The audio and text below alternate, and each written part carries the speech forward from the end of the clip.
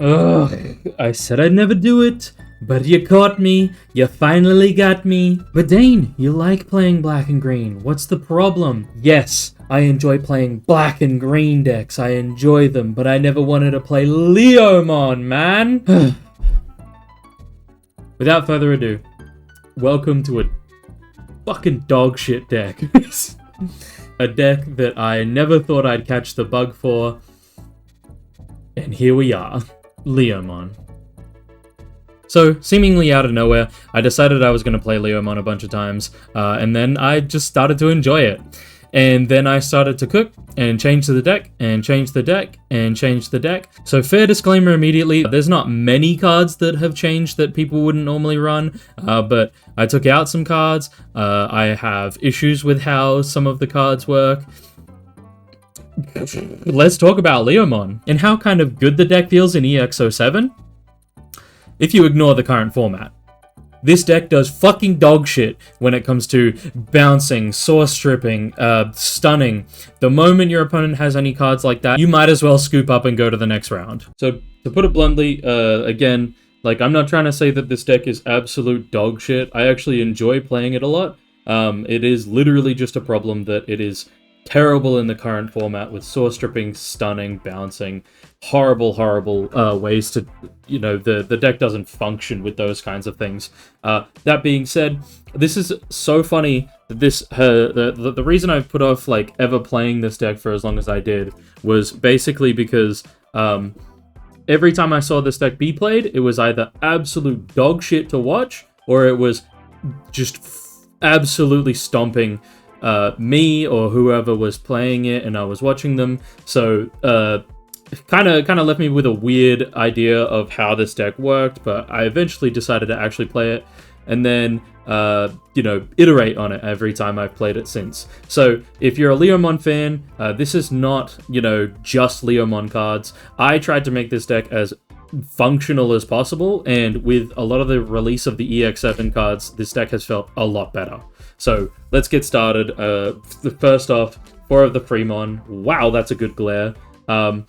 Really deviating from the normal here, just straight out the bat. I know most people don't run this. No, I'm just kidding. But I don't really care to run a 5th egg. You do not have to run a 5th egg because you're playing Leomon. Then obviously the pretty standard, you know, 4 of this Leol, 4 of the Elec. These cards just make it so that all of your Leomons actually Digivolve over these guys for 2 instead of 3, because, you know, that's all we ask for. This is a fantastic searcher for all of your Leomons in the deck. Sometimes you'll find having that knowledge of your security makes the difference. So yeah, that's kind of awesome. And then, so I actually like these cards a lot. One of the funniest things that I'll talk about, like before I even get started, is like as I've been playing this deck, I have been so biased towards the, you know, the black and green cards, the Digivolve.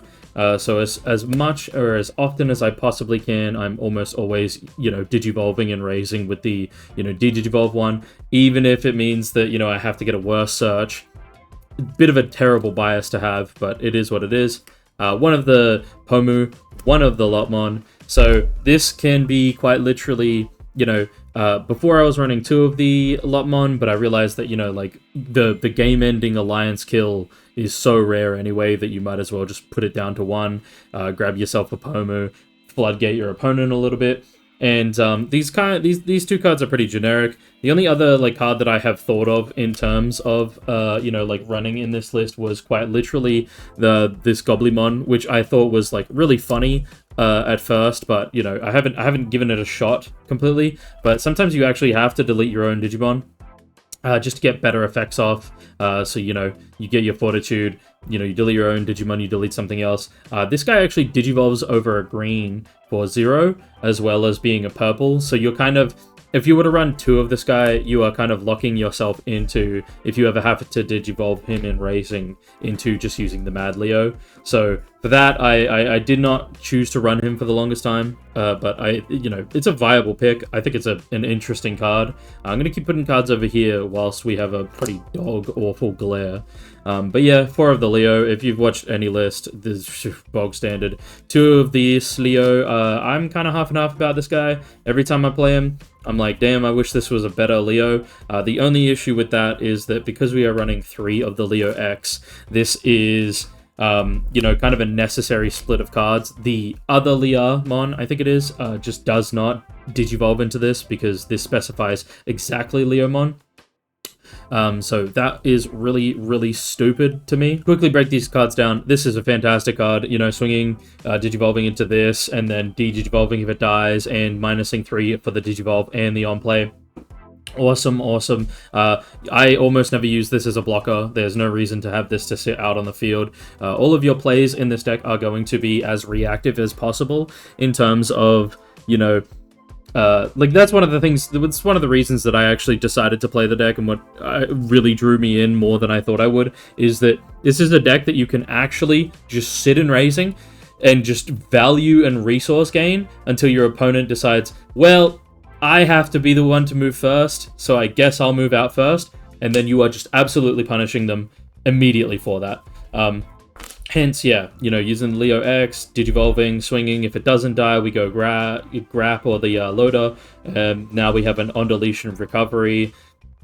Just this card has really upped the level of this deck, but yeah, I like this a lot. I was running 4 and it was cool, but now we're back down to 3, and honestly, I would kind of feel like changing this to a different card, but it is good in some scenarios, especially now that we have the newest one of the cards we'll talk about in a second.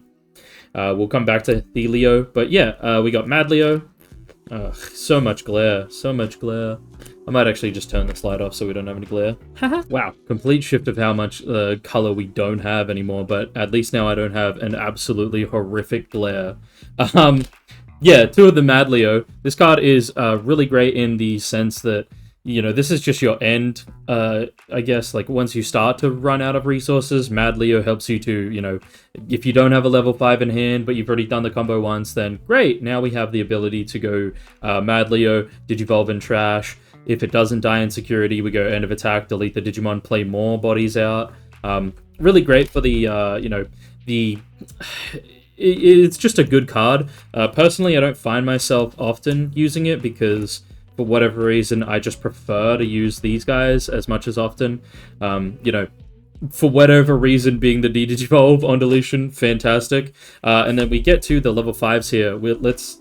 So one of the Grab Leo. This is kind of funny to me because before I was running the full 4 in replacement of the card we'll see in a second, because I really valued that 4K bottom deck, and then the doing it again with the what's it called, with its on play as well. I was really getting a lot of value out of that.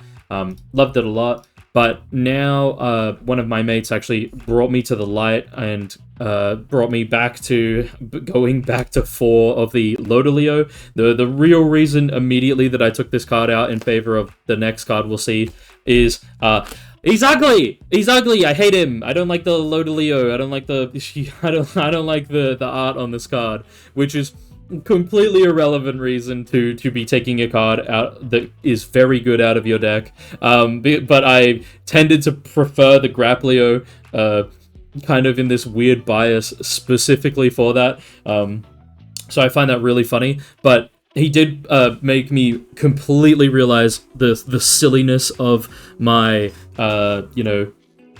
what's the word for it? The silliness of my statement in that fact that, Loader Leo allows you to -3 your opponent 2 times. You can -6 super easily. You can clear way wider boards. You can bring down bigger stacks way easier. And so for that reason, he is back in. So I hate his guts, but he's good. He's so good at the job. And then the probably the most outlandish card in this deck is Grand Gale. So Grand Gale to me was my best effort to replace Loader Leo in the start. So to clarify as well, you can for sure go to just 4 Grand Gales and 0 Grapplio if you wanted to.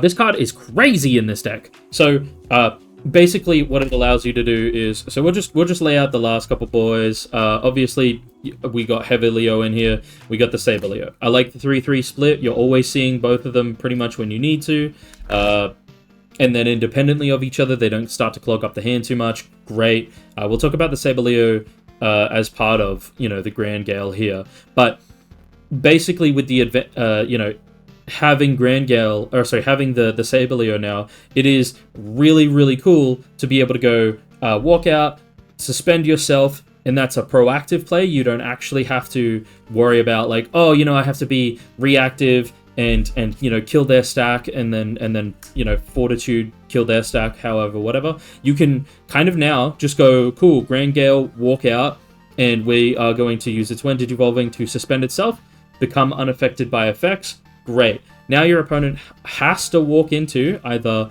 you know, swing over your Grand Gale because they're like, oh, I need to out the body, or they have to just ignore it because they can't pop it with the Digimon effects. So they swing, and then we go Saber Leo, greatest punish, -8, stand back up, and then, yeah, you know, you're able to, next turn you've got a free body. A lot of the time you're killing probably 2 bodies a lot of the time. It's awesome. Then when you swing at your opponent's Digimon, for example, when we attack a Digimon, you may unsuspend. So if you don't trigger that immediately, you can use the first, what do you call it? You can use the first effect here of like, when attacking, suspend one of your opponent's Digimon. Then if they have no Digimon, unsuspend. Cool. So we swing, suspend something down. They don't have something, no more like unsuspended Digimon, stand back up, that's 1 check. Then we swing at the opponent's Digimon, clear the body, great, unsuspend again, and then we get to get that 2nd check. This deck is all about controlling your opponent's ability to just, you know, be on the board, and so just constantly killing all of the things that they have out on board by just smashing over them, or better yet, with Heavy Leo de-digivolving and bottom decking every single time you're swinging. Fantastic.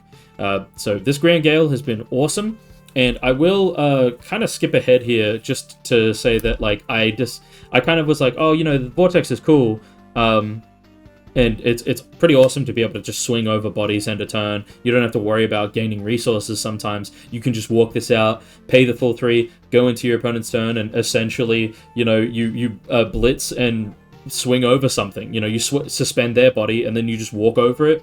Very cool. I like that a lot. But that kind of led me to obviously add Shoto as well.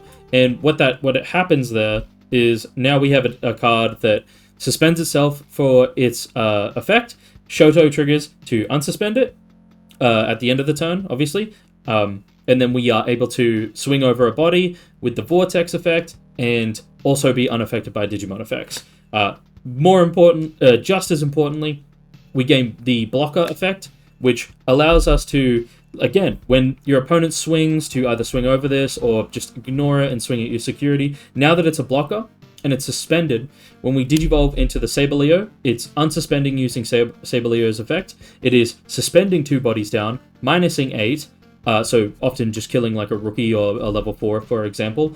And then because it has blocker, now we go into blocker timing. We block the -8 Digimon.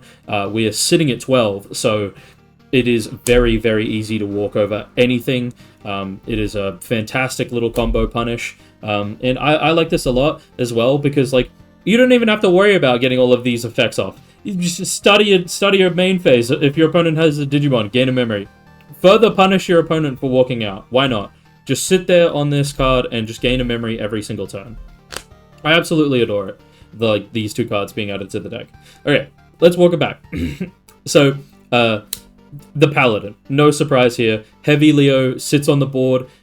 Saber Leo kind of wants to sit on the board a little bit here and there as well. We only have 1 because I don't want to be, you know, relying on this as a you know, like a win con. This is just there to end the game a lot of times, because your opponent thinks, oh, well, you know, I'm 3 checks away from death. Here's a board full of rookies. Let's swing one of them. Paladin mode, Source Strips, you know, at the end of 3 dudes swinging or something like that, and then we're killing them on the crackback. Easy peasy. Now let's go up to Tamers. We were going to talk about Shoto as like part of Tamers, but yeah, talked about him now. Analog Youth is a fantastic ad for the deck. It is everything this deck wants. Search, you know, punishing your opponent a little bit for level 5s dying, gaining memory, and also, you know, hatching again, gaining tempo when your own level 5s die. When your own level 5s die in security, which you're doing anyway, so you just want to keep that tempo up. And then we just move on to boosts. Boost, great. Love it. 3 of the training. This is a deck that doesn't actually necessarily need training because of especially the when attacking, reduce it by 1, digivolve into a level 5, kind of end your turn doing it that way. But I find that I really do appreciate training more so than ever now because of the Leo X, because a lot of the time it is so worth it to just, you know, start your turn, digivolve the X into the Leo, and then Leo has you know, these cool effects, but now we have to use the training to get into Grap, Loader, or Gale to keep our turn, and get into the heavy Leo here. So it's kind of a card that is very, very much Leo. I just love training so much. There's hardly a deck these days that I can't have this card added, and running 5 of these boosts and trainings allows you to search, you know, as much of the deck as possible. Analog helps you with that as well. So your best plan for a lot of these like games is your opponent will start their cycling of, you know, resources trying to